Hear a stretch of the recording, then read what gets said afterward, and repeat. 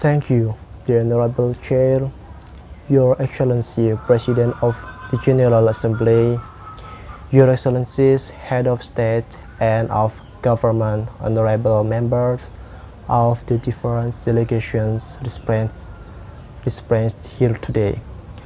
I'd like to particularly greet all of El Salvador nations, ladies and gentlemen.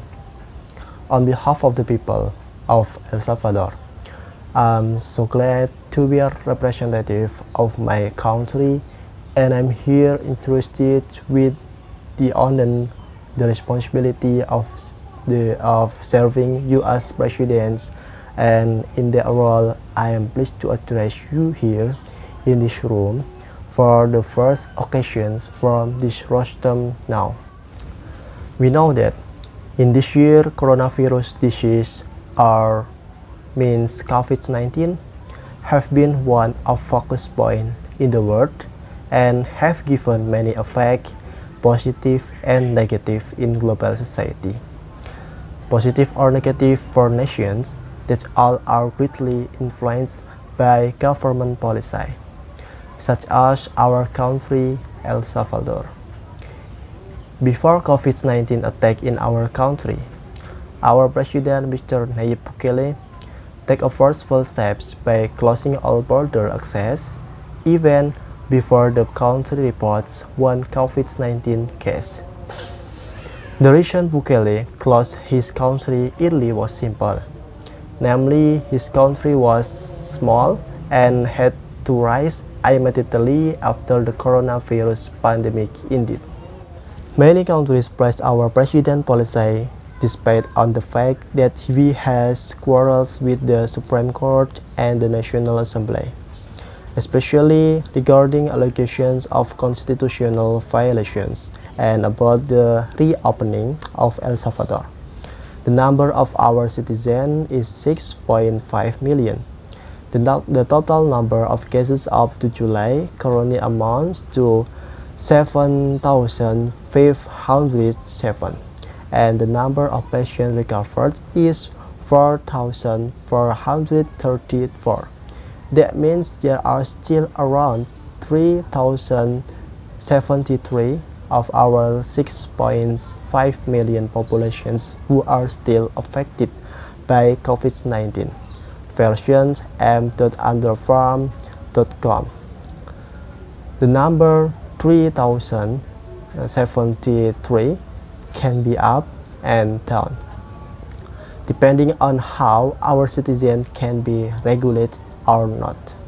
The efforts to reduce COVID-19 in El Salvador on March 14, 2020, our country were forced to suspend the right to freedom of movement and freedom of associations. Bukele said that residents who walked on public streets without masks would also be banned. A week later, Bukele also issued mandatory quarantine rules at home and threatened detentions for 30 days for anyone who violated the rules. Citizens in our country are only allowed to go out to buy food or medicine, and only bank workers, drivers, restaurants employees and distributors, journalists, officials, soldiers, police, supermarket workers, transportation workers, and health workers can leave their homes. They must bring a certificate from the company and letter from their employer to prove that they are allowed to leave. Long time before the new normal policy was published, El Salvador had implemented a policy that was more or less the same as the new normal now. But in the end, our country's policies have always been seen as wrong and least by the public.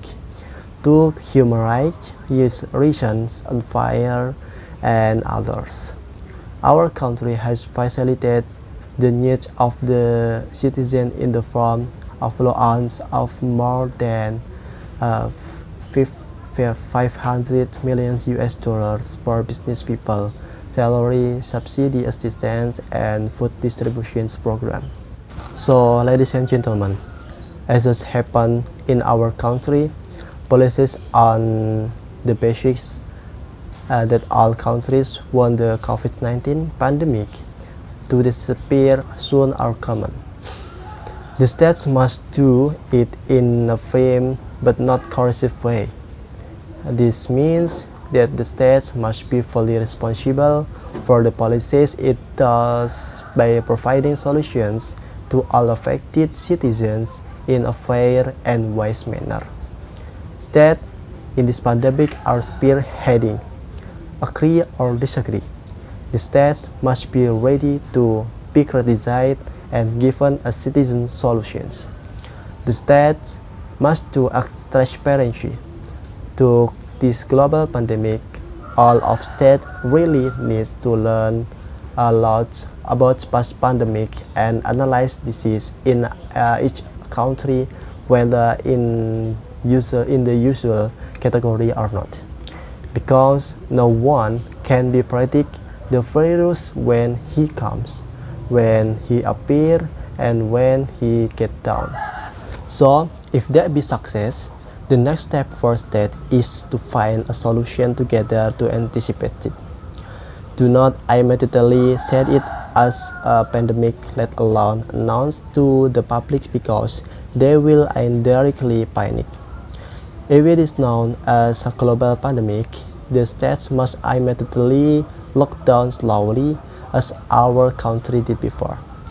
The point is also that the world economic does not get to minus a lot and can recover quickly after this pandemic is over. Enough from me as a representative from El Salvador. Apologies and thank you.